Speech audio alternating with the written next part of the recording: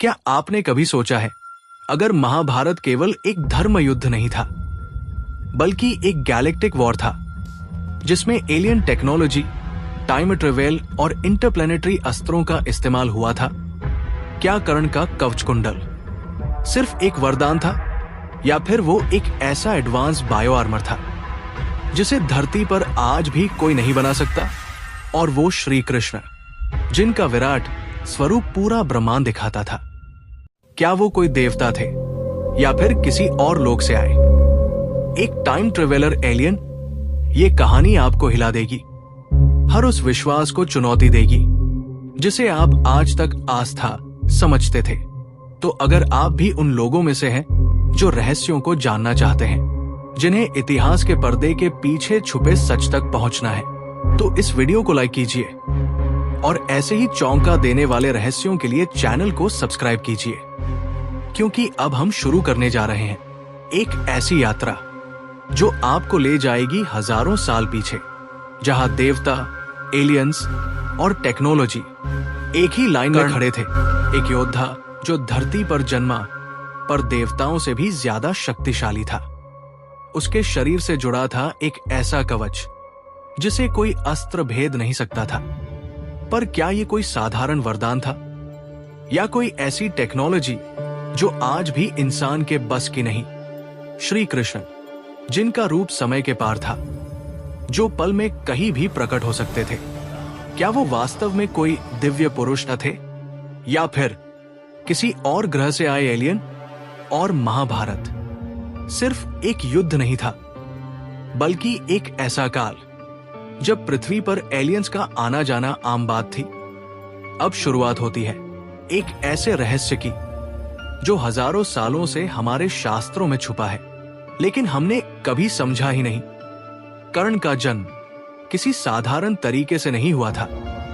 कुंती ने सिर्फ एक मंत्र पढ़ा और सूर्य प्रकट हो गए।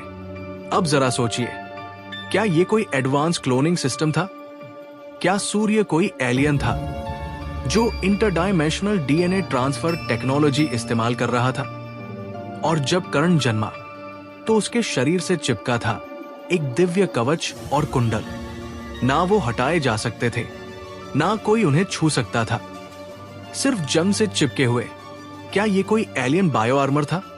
ऐसा कवच जो शरीर के साथ फ्यूज हो गया हो, जो हर प्रकार की एनर्जी को एब्जॉर्ब कर सकता हो, जैसे आज के साईफाई मूवीज में देखते हैं, वाइब्रेनियम सूट या एंटी लेजर शील्ड। और देवता इंद्र, जिन्हें ये कवच चाहिए था, क्यों?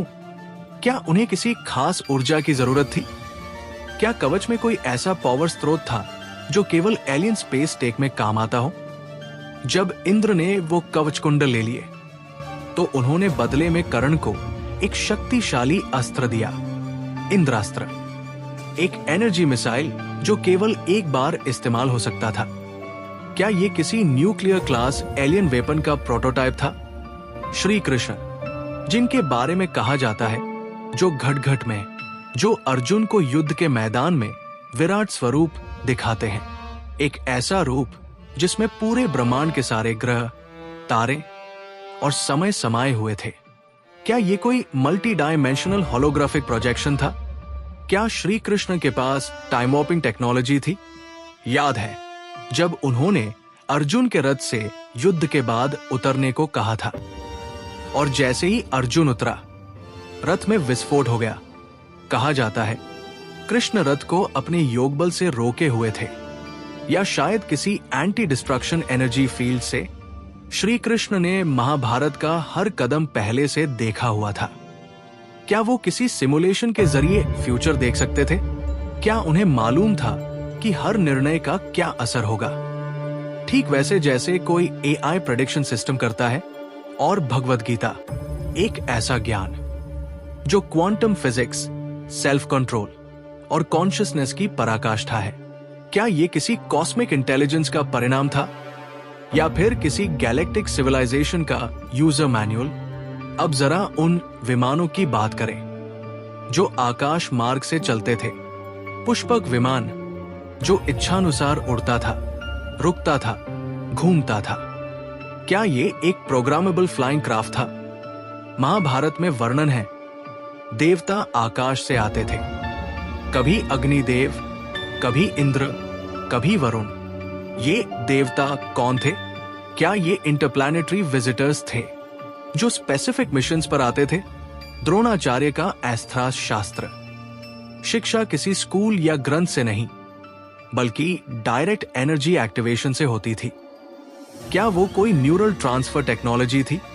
ब्रह्मास्त्र, एक ऐसा अस्त्र जो पूरे शहर को खत्म कर सकता था। जब अश्वत्थामा ने ब्रह्मास्त्र छोड़ा, श्री कृष्ण को उसे शांत करना पड़ा। क्या ये कोई सेल्फ एक्टिवेटिंग न्यूक्लियर मिसाइल था? सोचिए, अगर वो अस्त्र आज के युग में होते तो उन्हें कहाँ रखा जाता, कैसे एक्टिवेट होते, और क्या किसी के पास उनका एक्सेस कोड होता? ऋग्वेद में कई जगह उल्लेख है, देवता रथ में आकाश से आए। उनके रथों से आग की लपटें निकलती थी। वे सीधी रेखा में उड़ते थे और बिजली जैसी गति से आते जाते थे। क्या ये प्लाज्मा प्रोपल्शन टेक्नोलॉजी थी? अर्जुन और कर्ण दोनों के पास ऐसे धनुष थे जो आम नहीं थे। क्या वे हथियार एनर्जी कन्वर्टिंग डिवाइसेस थे? महाभारत का युद्ध 18 दिन चला। हर दिन नए अस्त्र, नई टेक्नोलॉजी और नए चमत्कार सामने आते थे। क्या ये वास्तव में किसी इंटरस्टेलर वॉर का हिस्सा था? अब सवाल ये नहीं है कि ये सब सच था या कल्पना। सवाल ये है कि अगर हम अपने ग्रंथों को आज के विज्ञान की आंखों से देखें, तो क्या ये पूरी कहानी एलियंस की मौजूदगी की पुष्टि नहीं करती? क्या कर्ण का कवच कुंडल एक बायोटेक्नोलॉजी थी? क्या श्री कृष्ण वाकई में एक टाइम ट्रेवलर एलियन थे? और क्या महाभारत एक एंशिएंट गैलेक्टिक कॉन्फ्लिक्ट था? सोचिए, अगर ये सच हो तो हमारी पूरी सभ्यता की कहानी ही बदल जाएगी, और वो सब जो हम कहानी समझते आए हैं वो शायद एक इतिहास था। आपका क्या मानना है?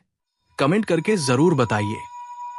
क्या ये सिर्फ कल्पना है या सचमुच हम कभी देवताओं के नाम पर एलियन से मिल चुके हैं? अगर ऐसी ही रोमांचक कहानियां आपको पसंद है तो इस चैनल को सब्सक्राइब करना मत भूलिए, क्योंकि अगली कहानी और भी रहस्यमयी होने वाली है।